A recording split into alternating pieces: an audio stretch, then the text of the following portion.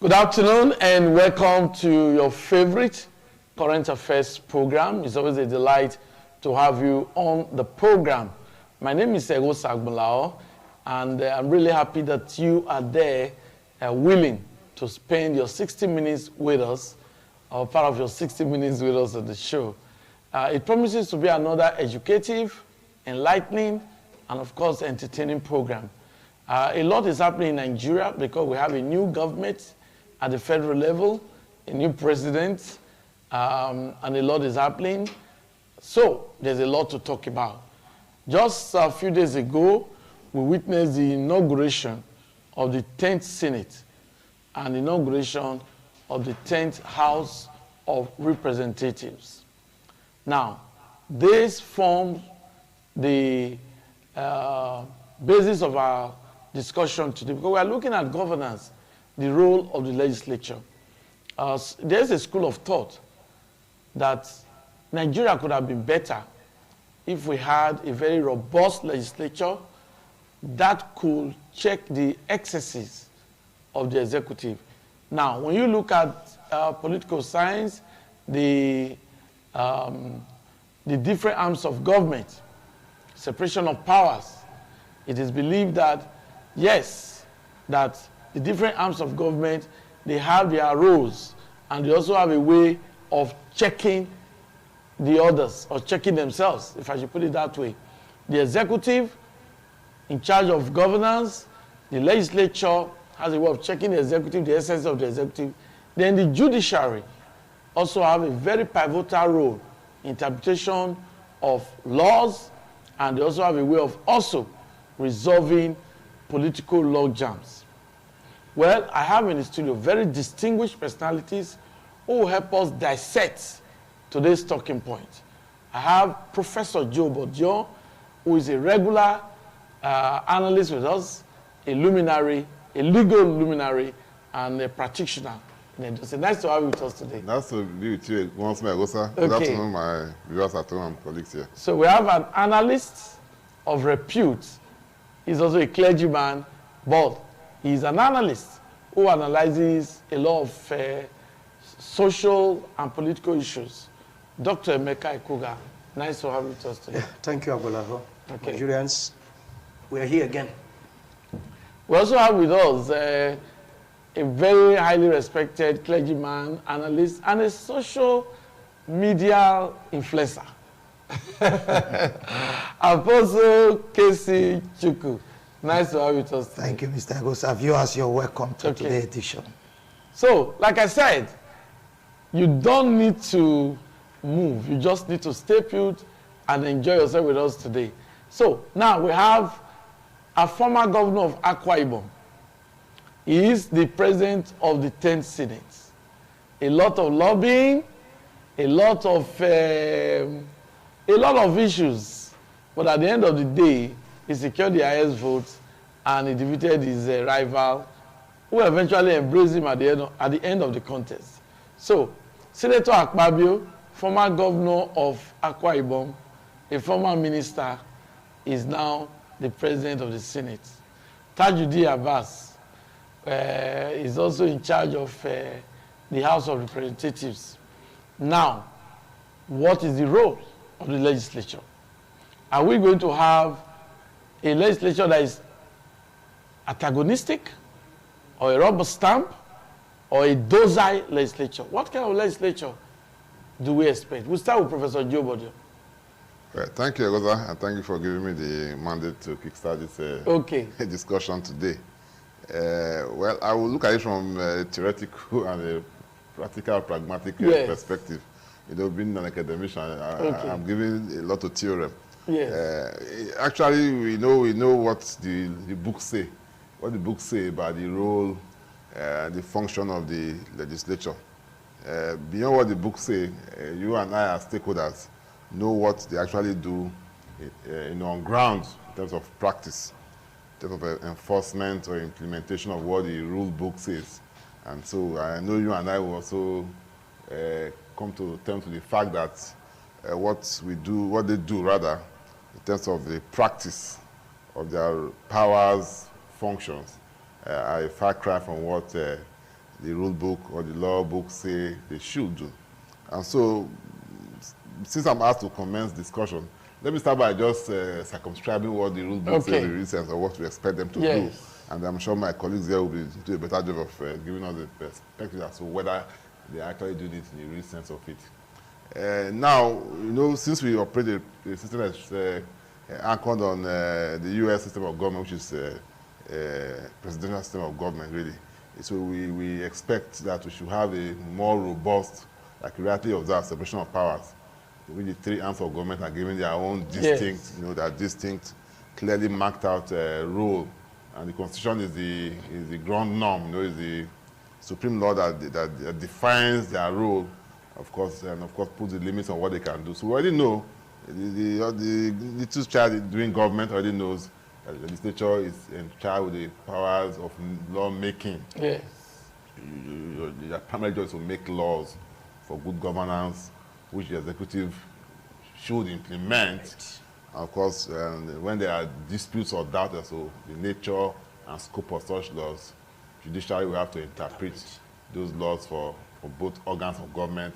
And if any of the two organs of government are unwilling, they are reluctant to implement such laws, judiciary has to compel the enforcement of such laws. So in actual fact, governance starts with the legislature, you see, by setting the blueprint of government. And so if you look at the Constitution as it is, beyond the powers they are given, I don't like certain sections in this kind of program, they have their powers of lawmaking at the national level and at the state level. But since we are zoning the discussion to national level now as it fair because of the 10th Assembly as we see it, we already know that they have powers of making laws for the good order and governance of the country as a whole. And of course, as we speak now, their powers are clearly defined. You have the exclusive list, you have the concurrent list. But as it is now, the National Assembly has powers alone in the exclusive, and they share some power with the concurrent list. The residual list is left for the state legislature. So they have quite enormous powers with respect to lawmaking.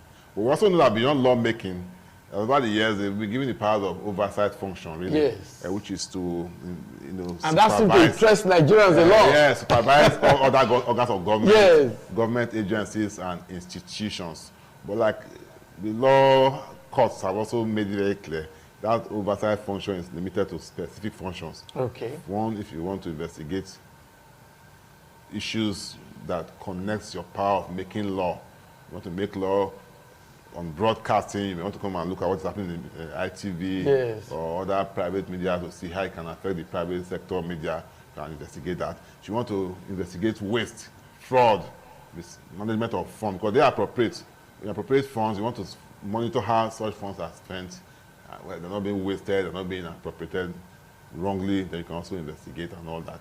So you have the oversight function. And we know that the Senate too has a special power, because just as we are part of confirming, you know, appointees of the executive arm of government, the ministers, ambassadorial appointments, even the service chiefs in the special advisors, not special advisors, special advisors are not confirmed really, they just approve the number, you appoint.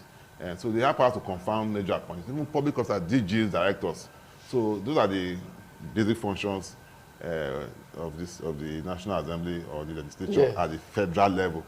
So I think I should pause for now. Thank you very much, Prof. You've been able to really explain the roles of the different arms of government. And I know that Nigerians are so curious to know that aspect of oversight function. How is the legislator able to check the executive? I think that is of interest to so many Nigerians, but it is important we understand fully how the different arms of government actually perform. Dr. Emeka Ekuga, yes, Senator Akpabio at the time was probed by the National Assembly. It has to do with the NDDC contracts and all of that, where the DG or the man in charge of the NDDC at the time, I think, collapsed or convulsed during such investigation, you know, but because of it has to do with health. We would not like to show that video again, you know, but they were trying to put something in his mouth and all of that. Okay, but that same man is now the Senate president. Now, looking at the legislature what do you expect? What kind of legislature are you looking forward to? Well, thank you very much. This is exactly the question that was ringing in my heart, in my mind to, start with. Quite unfortunate. Prof has been able to explain Yes. the roles of the legislators. They start the government, make the law, the president, The executive. the executive, put it to practice, the judiciary interprets. But the problem starts from the INEC, who, before election, confirms one to either contest or to be a winner. And you know what has been going on in this country. What the INEC do now is not election, it's elections. I'm sorry to use that language, it may hurt you, but that is my humble and my personal opinion.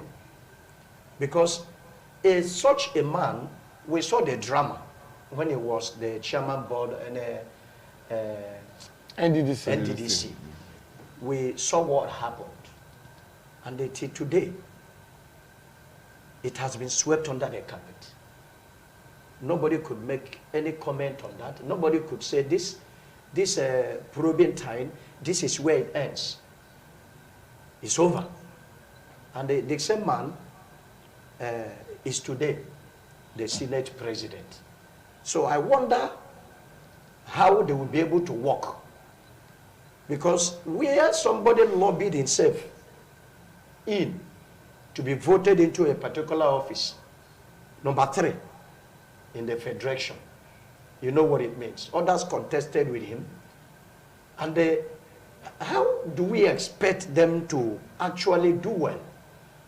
When you were using all manner of things, was it not that day before yesterday or whatever, I saw them doing some incantations in the House of Rep, live.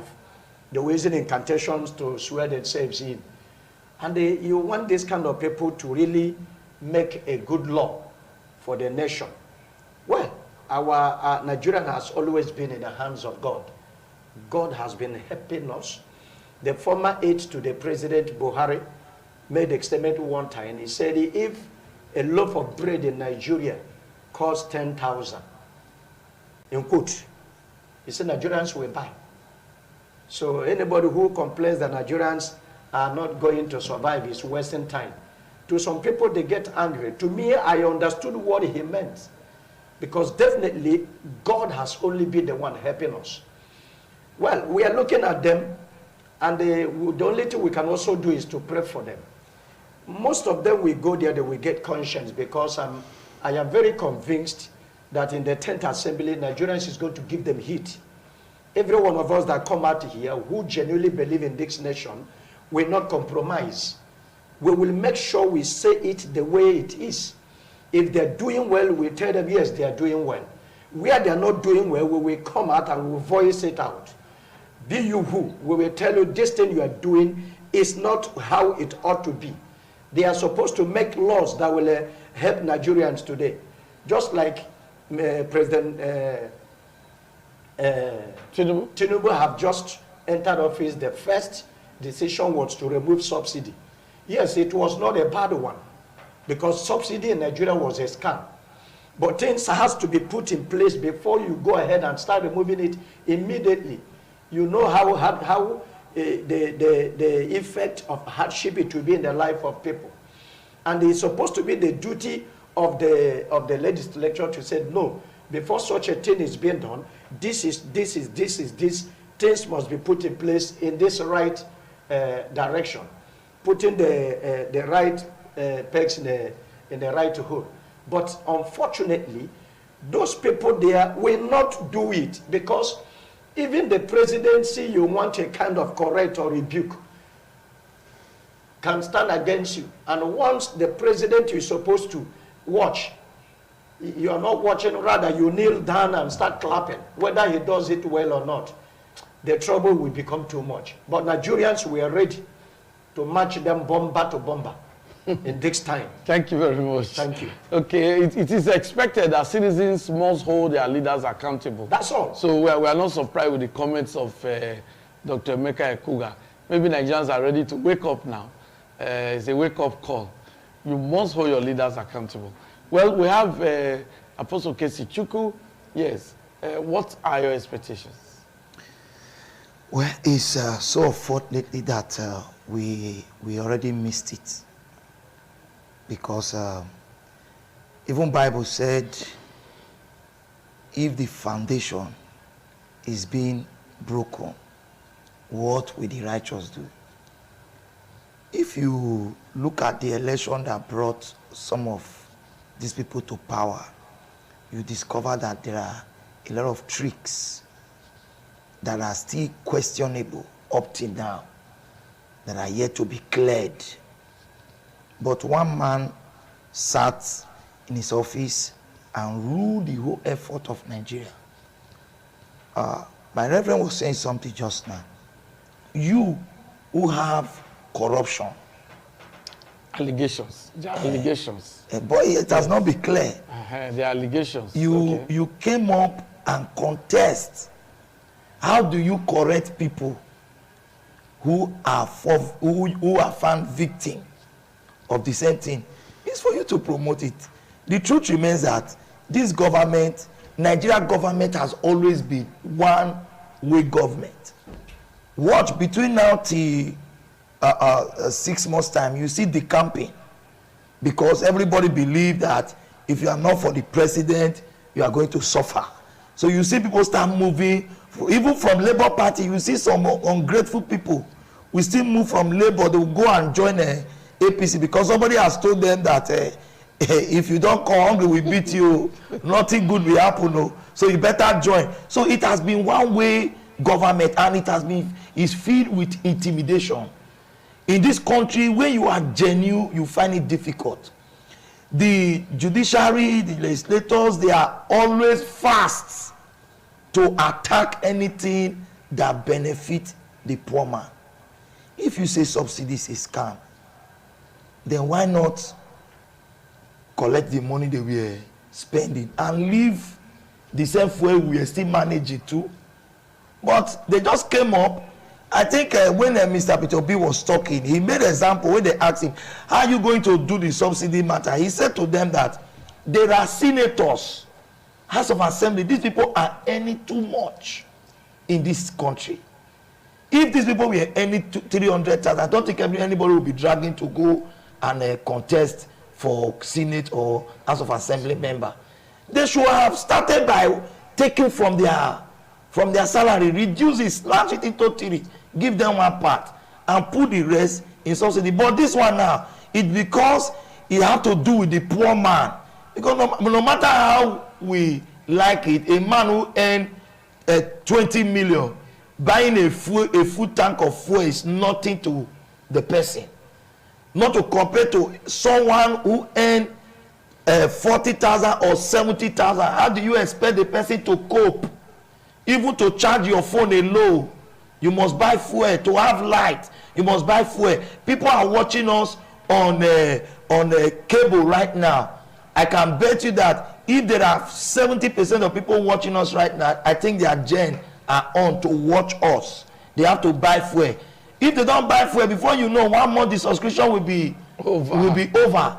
These are the pain these people have chosen to bring upon the poor people. See, anything that is happening there is going to be them. They don't care about anybody. A time will come.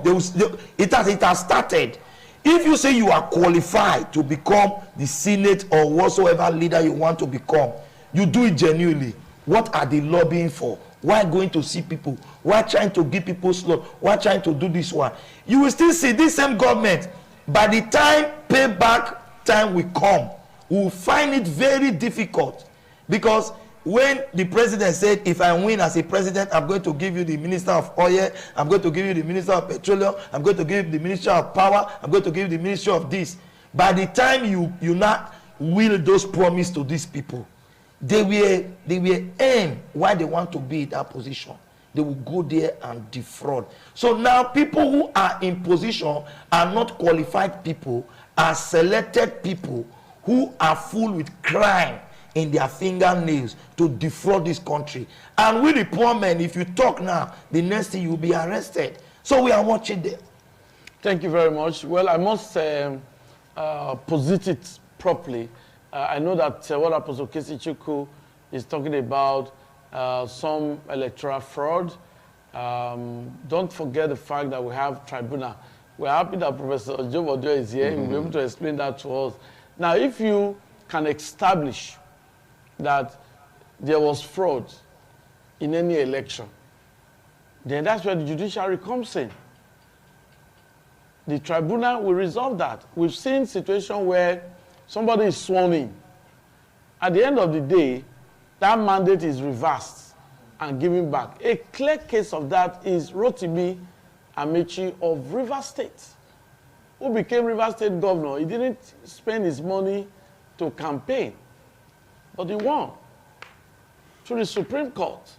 So we have the courts, and we must allow them to do their job. If any legislator, senator, member of the House of Rep is found to be involved in any electoral fraud, his mandate will be retrieved. Prof, I hope I'm right.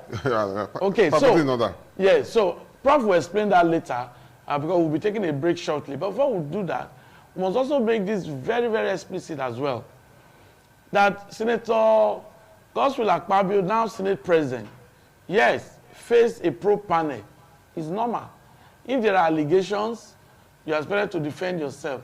And you just remain suspect as a suspect until you are found guilty or you are indicted. You are presumed innocent. Yes. Don't forget that during that probe, I told you something that because of what happened, the health status of the NDDC man, we cannot air that. But if you recall that probe where Godswill Akpabio attended, there was a drama. And that has to do, it's okay, it's okay. Put off the mic. Put off, try and recall. Nigerians will recall. It's okay, it's okay. Put off the mic. What was leading to that? Godswill Akpabio was trying to indict even members of the National Assembly, probably as though the chairman of the probe panel was saying, it's okay. Put on the mic. So I hope I can refresh your memory. But you know, at the vet when Nigeria thought we were about getting justice from these people, the next thing, the whole investigation shut down. You understand? The NDDC man was conversing. No, we have to take a break now. Please, after this break, we'll continue the discussion. Thank you.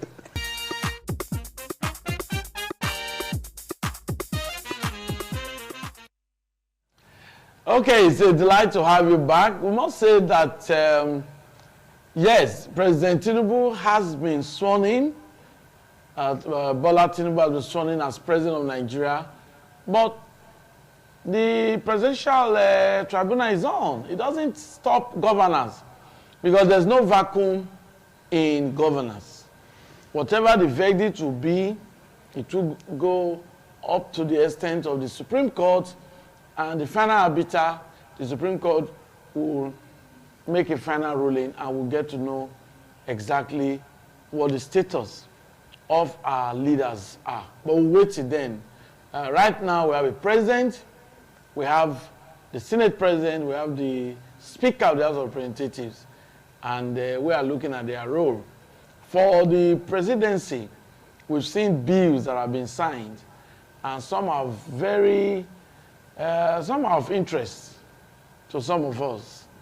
The bill on electricity, where states can now generate electricity, where people can now go into the business. I think that's a very good bill. Good one. That's a good bill. Thank you very much. I want to steer us back to yes. the main focus, which is the role of the legislature. In my opening remark, I said there was the theoretical framework, which is what the law says, what the rule book says. Now we're discussing it in practice.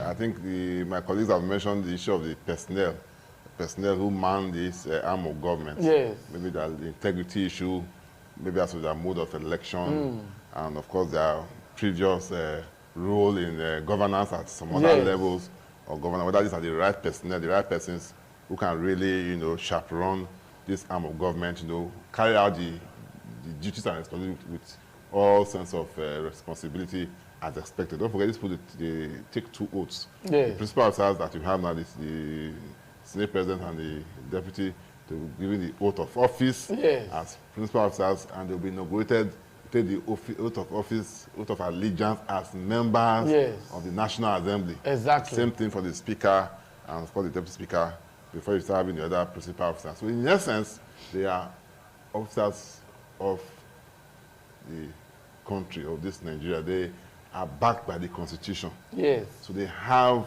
their powers clearly circumscribed. And so back to the point you have made, the legislature makes these laws.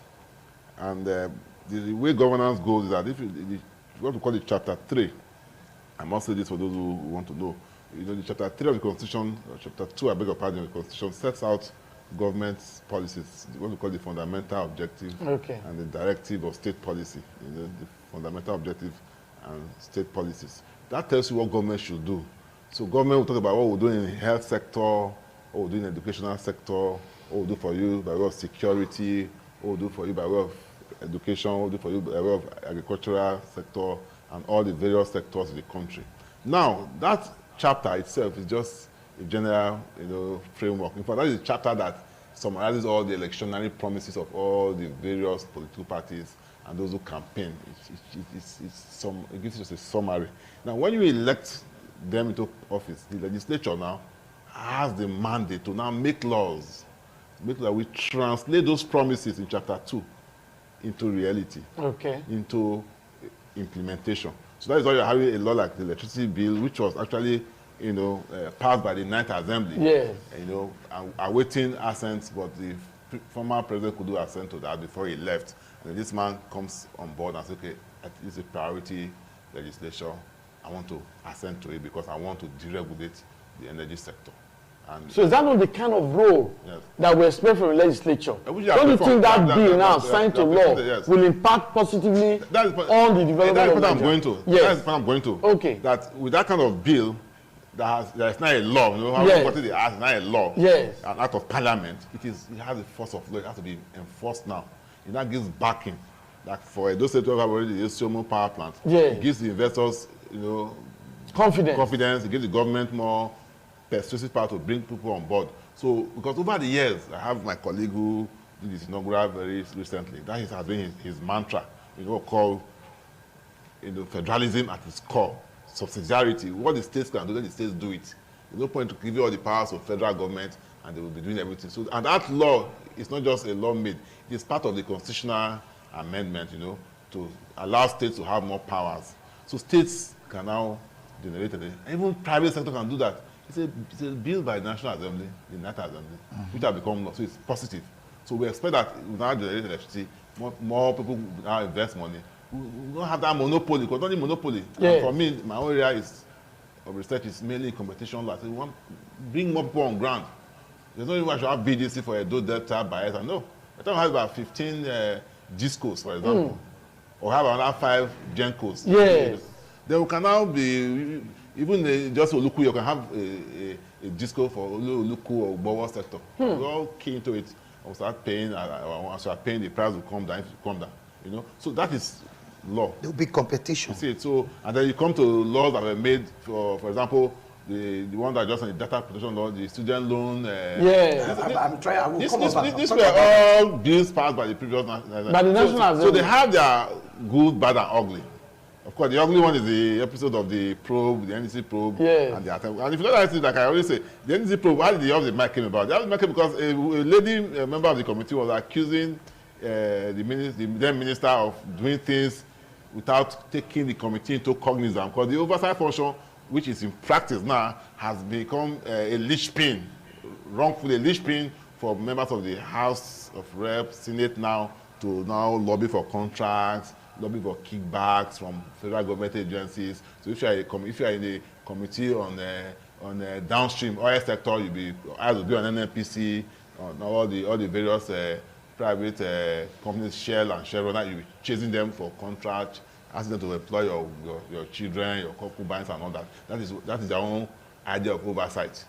If you are a chairman of House Committee on Education, you'll be chasing vice chancellors, telling them to give your brother's contract, yes, give your children, give people who do not meet up, you need a cut-off point, you'll be telling them how to give them admission when they don't meet the minimum benchmark. If you are a chairman of Police Service Commission, you'll be chasing the IG, how you will be employing your brothers and someone not supposed to be in the police, promoting those who are not qualified. So that is the negative aspect. Yes. But we have to balance it. You have the negative aspect, the positive aspect. And so the one you mentioned is the positive aspect. Yes. And so we can balance it, And so that is my take on that. Yes.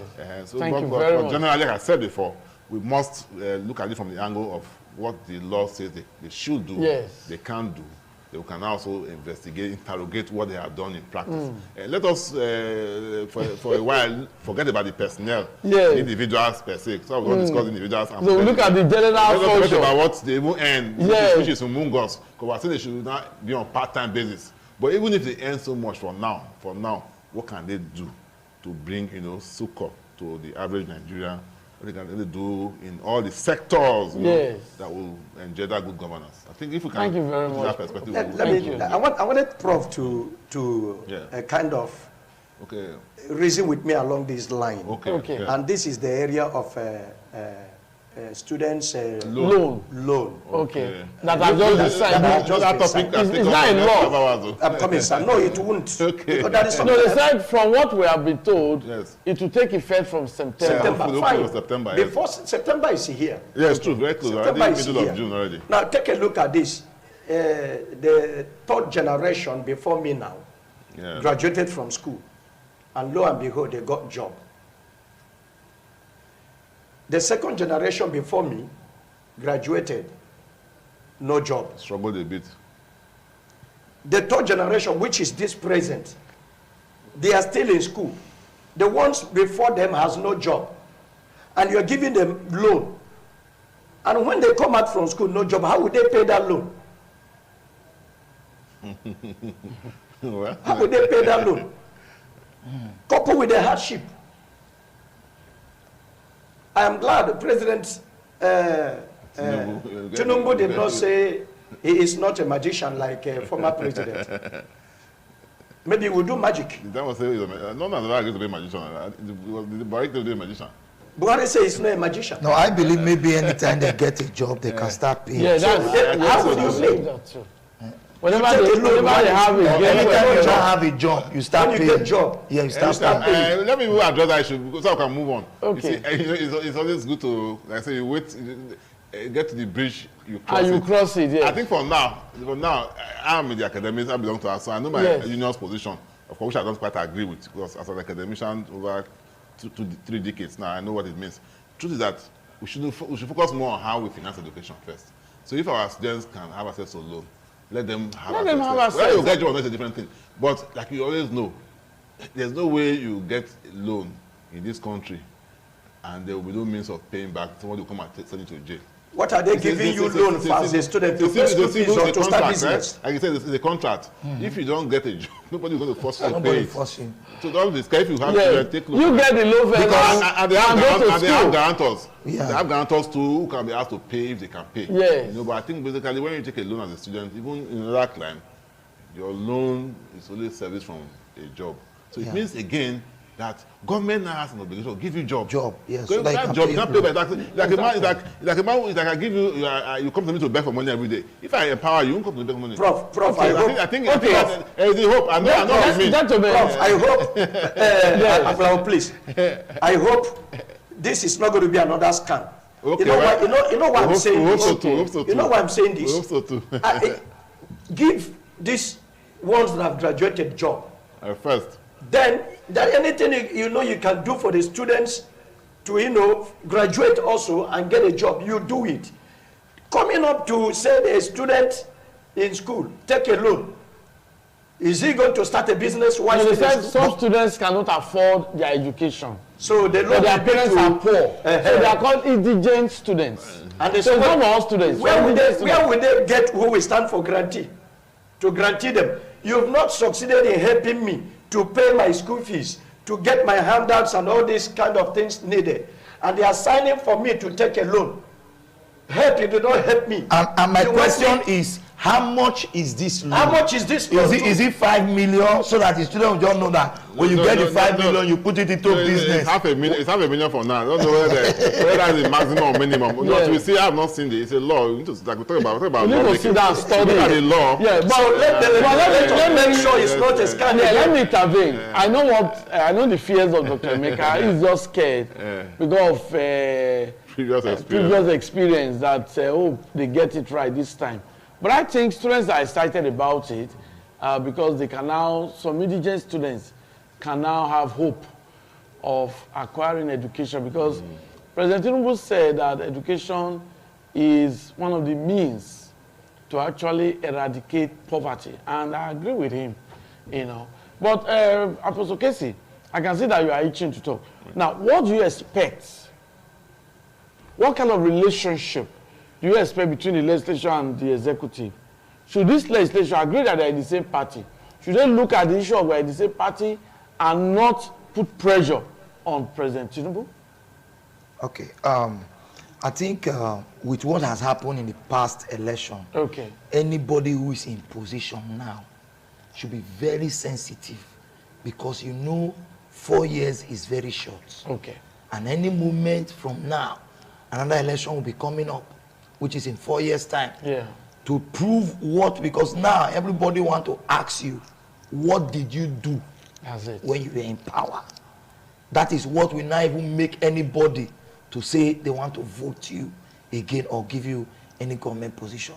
I think as it is now, they should be free and fair. They should not look that, this one is my party member. If I see him doing evil, I should not say anything. Or because I'm a member of APC, if the president bring anything to sign which is not supposed to, I should just sign it. We should put the people of Nigeria first as number one. Let them forget their personal interest. Let them forget political party. Because what is killing us today is political party. Tomorrow now, you might say that this student loan now, before you know, you see that maybe it's market women they are not giving the money to. No, because it's market women get the money for their children. The truth remains that it will look as if a political party hijacked it. It should not be hijacked. Whereby the money is being released, but the students are saying we are not seeing the money, but they are signing that they have seen the money. It's just like when the governor was arrested, civilian governor. They asked him, where is so and so money? He said that he has released the money for them to handle whether it's a poverty. Humanitarian something. Now, the truth is that the place they said they have put the money, we are not seeing the money there. But one person has just gone there, hijacked it. When they are talking about student loan, you will be surprised. These same politicians, so we come out and say, my child is a student. I have 10 children. So the 10 children need a loan. They will use their political power to carry the loan and give to their own children, abandoning the poor people that need it. They should. Apostle Casey, see, let me give you something to digest on. There was market money or something like that. Trader money. Traders money, yes. By the vice president, the previous administration. Yes. There was this children feeding. People's meal. Please, sir, with due respect, because I said we're going to say it as it is. Yes. With due respect, sir, Prof, you are here. You belong to a community. You belong to a community. Yes. You belong to a community. Every one of us have our jurisdictions. Yeah. How many people in your community, a child you saw that was giving food in the school? How many of these, what do you call it? Traders money. Your community members, your families received in the past administration. President Tinubu said he is going to continue from where Buhari stopped. And if we don't watch it, what you are saying here now is very clear. It will still go voicemail. Yeah. Only the politicians, they said we hijacked it. They will be the one. Nobody will talk about it. They will be advertising telling you they are giving loan. I can assure you. Why don't we give them the benefit of the doubt? No, it's not giving benefit of that. These people, sorry sir, these people have the capacity to do it. I agree with you. But they will, because of greed, They already know that, oh, it's 50 billion. They'll say, let we just share the 50 billion. Forget these poor people. They cannot do anything. Yes, during the election, you will surprise. When they see that when election is coming up, they'll not say, okay, what will just happen? Let's just empower 2 or 3 students so that the people will think we have been doing it. They'll come and say, government gave us a vote, so and so party again. This whole thing is scam. That is why we have been fighting that the process that brought them in is scam. Everything that will be there will be scam. Let's leave that one to tribunal. Tribunal already have its own slot. What they call it, high court. They have their own slot because they already told them if you do well, you get the seat. Then we sweep this whole issue under the carpet. Don't have the evidence Labour Party is bringing. Forget it. They will sweep it under the carpet. It's not right. It's not right. They already have their slot. It's not right. Now, it's not right. Prof want to say something. No, it's all right. Let me show you now. It's all right. Now, just like what happened during the probe, it's a family here. You know, we have our own technical staff, and I can just tell them to put on the mic or put, but we won't do that because I know we have gentlemen here, and their interest is just for the development of Nigeria. But Kwesi is just also expressing his fears, just like what Dr. Becca also said. We just hope. This government is still new. Let's give them the benefit of the doubt. Let's just trust them and see what they can do. You may be surprised that there will be a clear deviation from any other government that you thought has derailed or you thought derailed. They could just pave another path. So I believe that Nigerians should be patient. The last week edition of this program, we had phone-in. Nigerians called in, and so many people, to my surprise, they said, let's be patient with President Tinubu. They were all calling and saying, let's be patient. Let's see what will happen. That does not take away the functions of the tribunal. The tribunal is doing its work. There's no slot, like Apostle Kwesi said, there's nothing like that. Tribunal have their job. We have a law professor who also is a practicing lawyer. Is there anything like slot for tribunal? That's how you show off the map because that was extreme one. Could you just say, I don't know how to. No, Mr. Egosa, you see, let me say this, if this will be the last thing I'll say. You see, if we want to see a better government, we should start seeing sacrifice from the elected leaders. We are yet to see any sacrifice from them. Which type of sacrifice are you looking Good. As they are in power now, they'll say, my salary is 30 million.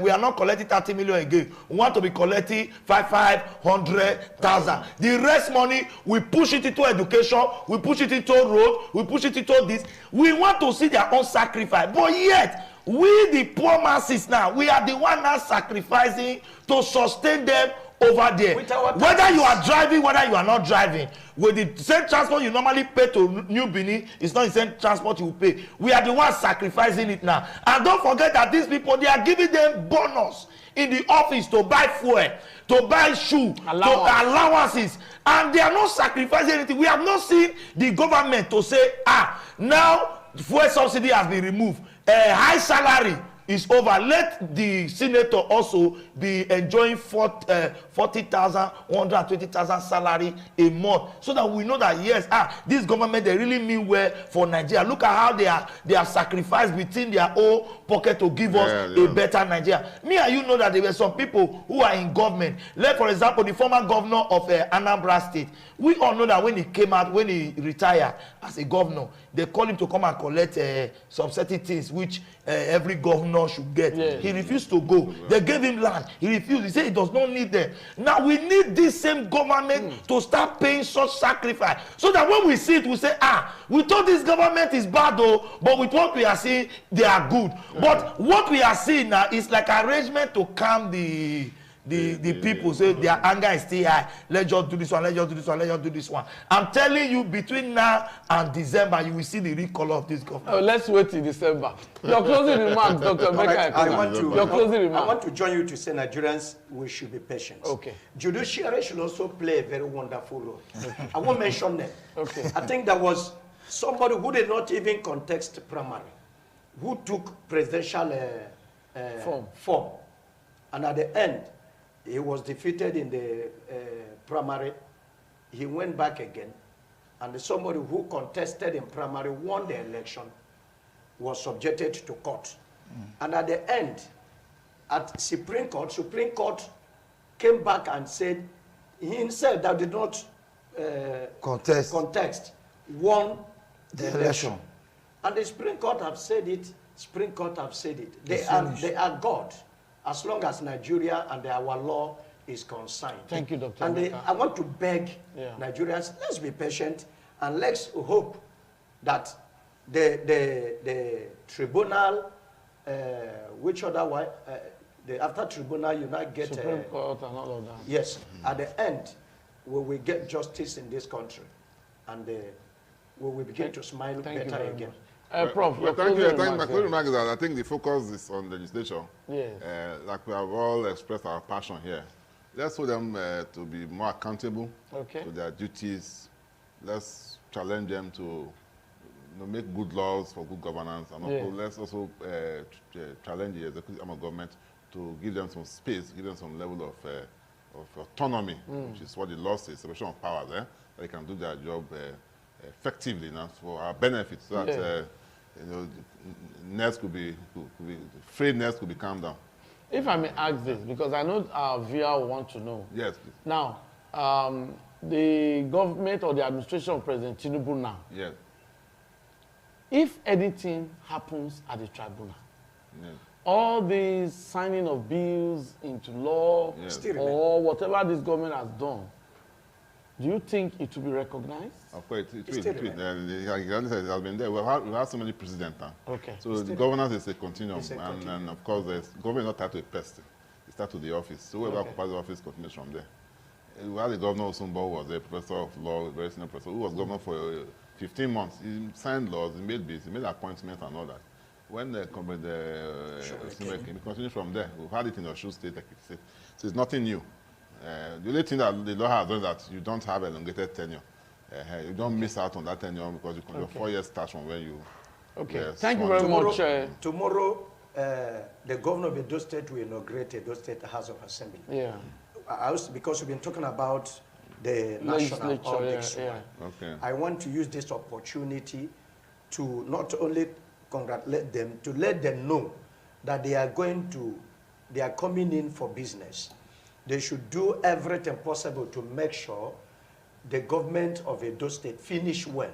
Where they have not gotten it right, let them go into that area and make these things right. Thank you very much. Thank you for being a part of today's program. I must commend my guests and commend the technical crew behind for the wonderful job they've been doing.